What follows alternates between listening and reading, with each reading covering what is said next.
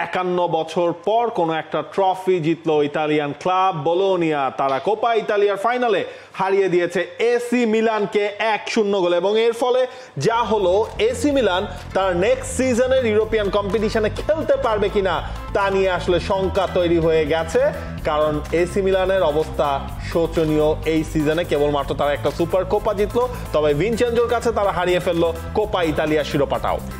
যত প্রশংসাই আপনি করেন না কেন কম হয়ে যাবে ভিনচেনজো ইতালিয়ানো। তিনি অবশেষে একটা শিরোপা জিততে পেরেছেন, কিন্তু এসি মিলান কোচ তার আসলে কি হবে? ইতালিয়ানোকে নিয়ে আমরা কথা বলতে চাই। এর আগে কনফারেন্স লিগের ফাইনালে তিনি দুবার হেরেছেন কোপা ইতালিয়ার ফাইনালে, এবং অবশেষে গিয়ে এসি মিলানকে তিনি হারালেন প্রথম ট্রফি। অথচ এই প্রথমে দুইটা ভাগে আমরা আলোচনাটা করতে পারি, একটা হচ্ছে এসি মিলান আর একটা হচ্ছে বোলোনিয়া।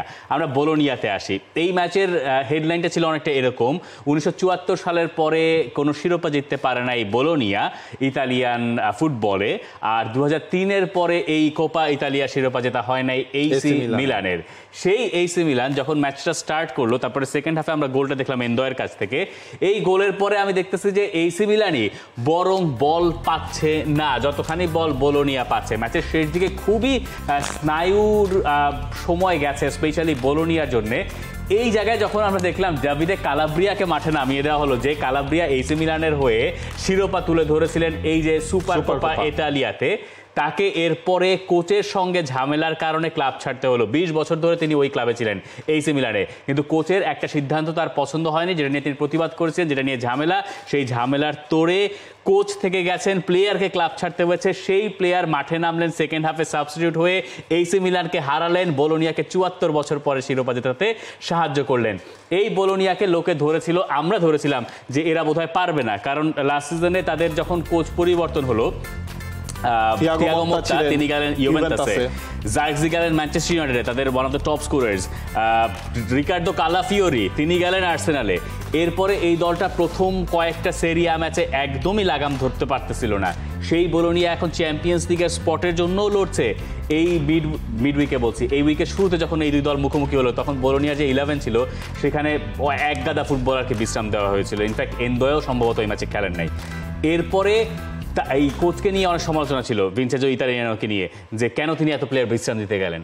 তারপর দেখা গেল যে বিশ্রাম দিয়ে তিনি ঠিকই করেছেন, তিনি বরঞ্চ এই ম্যাচে গিয়ে এসি মিলানকে হারিয়ে দিয়ে শিরোপাটা এনে দিয়েছেন। দেখেন, আপনি যদি সিরিয়ার হিসাবটা করেন, বোলোনিয়া তাদের ওপরে রয়েছে এসি মিলানের ওপরে। আপনি এসি মিলানের এখন প্রবলেমটা হয়েছে, আপনার এই ম্যাচটা জিতলে হচ্ছে আপনি ইউরোপিয়ান রাউন্ডের একটা কনফার্মেশন পেতেন, সেটা হচ্ছে গিয়ে আপনি পাচ্ছেন না। ইনফ্যাক্ট হচ্ছে গিয়ে টপ 4-এ থাকাও তো এখন পুরোপুরি আসলে অসম্ভব হয়ে গেছে এসি মিলানের কারণে। এবং বোলোনিয়ার প্লেইং অ্যাপ্রোচের কথা বলছে না, দেখেন তারা 1-0 গোলে লিডে আছে। শেষের দিকটা তো আমরা দেখলাম তারা কিন্তু মোটেও নিজেদেরকে ডিফেন্সিভ মুডে নিয়ে আসছে না, বরং হচ্ছে একজন ফরওয়ার্ডকে তারা হচ্ছে ইন্ট্রোডিউস করিয়েছে, কারণ তারা তাদের সেই অ্যাপ্রোচটা রাখতে চায়। অন্যদিকে এসি মিলানের আসলে এত কিছু হচ্ছে, এত নাটক হলো। সুপার কোপা ইতালিয়া দায়িত্ব নিয়ে হচ্ছে জিতে গিয়েছিলেন এসি মিলান কোচ সেরিও কনসেসাও, তবে এই সিজনের পর তারও মনে হয় আলটিমেটলি আর এসি মিলানে থাকা হচ্ছে না, এবং সেই জায়গায় এসি মিলানের আসলে একটা বিল্ড আপ কল তাদের করতে হবে, কারণ শেষবার তারা 2019-20 সালে ইউরোপিয়ান কম্পিটিশনে ছিল না, তাও তারা ছিল না সেইবার কিন্তু হচ্ছে গিয়ে নিজেদের খেলার জন্য না, তাদের হচ্ছে ওই যে ফিফা ফেয়ার প্লের হিসেব নিকেশে তারা আসলে ওই ট্রান্সফার পলিসির হিসেব নিকেশে তারা আটকে গিয়েছিল। অনেক বছর পর আপনি হচ্ছে 5 বছর পর দেখবেন এসি মিলানকে কোনো ইউরোপিয়ান কম্পিটিশনে নাই, এটা তো হচ্ছে নেরাজুরিদের জন্য একটা বড় ধাক্কা। এক্স্যাক্টলি, এবং মানে রোসোনারিদের জন্য দেখেন এই ম্যাচটাকে যদি আমরা এইভাবে একটু ব্যাখ্যা করার চেষ্টা করি, যে এসি মিলানের এই সিজনটাকে আপনি কোনো ছকে ফেলতে পারবেন না। পাওলো ফনসেকা প্রথমে এলেন, তাকে বাদ দিয়ে দেওয়া হলো, তিনি রিয়াল মাদ্রিদকেও হারিয়েছেন। মানে কে বলবে যে এই টিম রিয়াল মাদ্রিদকে সান্তিয়াগো বার্নাবিউতে হারিয়ে দিয়ে এসেছিল? এই কারণে বোধহয় রিয়াল মাদ্রিদের অবস্থা কত খারাপ এটাও বোঝার আরেকটা উপায় হইতে পারে। সেই এসি মিলান ইউরোপিয়ান কম্পিটিশনে জায়গা করতে পারছে না। আবার এইখানে তারা ইন্টার মিলানকে সেমিফাইনালে বাদ করে দিয়েছে। এই সিজনে তো আপনি হচ্ছে ইন্টার মিলানের কাছে হচ্ছে কোনো ম্যাচেই হারেন নাই, এবং ইন্টার মিলানকে আপনি কই হারাইছেন, আপনি এটা সেমিফাইনালে হারাইছেন, আপনি লিগে হারেন নাই, আপনি সুপার কোপাতে আপনি হারিয়েছেন, ফাইনালে হারাইছেন, সেইখান থেকে আপনি গিয়ে ইউরোপিয়ান কম্পিটিশনে নাই ফাইনালে হারলেন। এই ব্যাপারটা তাদের জন্য যতখানি ধাক্কা খাওয়ার মতো ততখানি উদযাপনের হচ্ছে বোলোনিয়ার জন্য।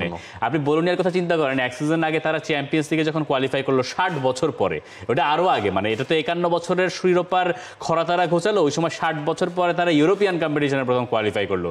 চ্যাম্পিয়ন্স লিগে তারা একটার পর একটা ম্যাচ হেরে অনেক আগে থেকে ব্যাকট্যাক গুছিয়ে বাদ পড়ে গেল। সেই বোলোনিয়া স্পেশালি নভেম্বর ডিসেম্বর থেকে তাদের যে উত্থানের শুরু, এবং এই কোচ যে কতখানি আন্ডার রেটেড সেইটাও বোধহয় আমরা বুঝলাম। এই ম্যাচ শেষে যত শিরোপা উদযাপন হচ্ছে সবকিছুর কেন্দ্রবিন্দুতে কোচ, যত ফুটেজ আপনি দেখেছেন, যত ছবি দেখেছেন, কেন্দ্রবিন্দুতে একজন। ইনফ্যাক্ট হচ্ছে প্লেয়াররা তো আপনার সেলিব্রেশনের একেবারে শুরুতেই তারা কোচকে নিয়ে পুরো হচ্ছে মাথায় তুলে তারা, আমরা কি এই ক্রেডিটটা তাহলে বোলোনিয়ার ম্যানেজমেন্টকে বোধহয় দেওয়া উচিত। আপনি চিন্তা করেন, ফার্স্ট আপনি থিয়াগো মোত্তাকে আনছিলেন, সেখান থেকে মোত্তা চলে গেছেন, ভালো প্লেয়াররা চলে গেছে, এরপরে আপনি এমন একজনকে আনলেন ফিওরেন্তিনা থেকে যিনি ফুটবলটা খুব ভালো বোঝেন, ইতালিয়ান ফুটবল স্পেশালি, এবং তিনি দলটাকে আবার সেই কাঙ্ক্ষিত জায়গায় নিয়ে গেলেন। এবং হচ্ছে দেখেন সেই থিয়াগো মোত্তার কিন্তু এখন চাকরি নাই না, মানে ইউভেন্টাস থেকে তো হচ্ছে তাকেও আসলে বাদ দিয়ে দেওয়া হচ্ছে। সবই ভাগ্য বা ওই হিসেব করলে আপনার বোলোনিয়ার জন্য হচ্ছে একটা মানে লাইফ লাইন বোলোনিয়া আসলে পেয়ে গেছে নিজেদেরকে সামনের সিজনের জন্য একটা বড় জায়ান্ট হিসেবে গড়ে তোলার তাদের যে টার্গেট, সেই টার্গেটের জন্য। For more updates, subscribe to our YouTube channel and click on the bell icon. Follow us on Facebook and Instagram.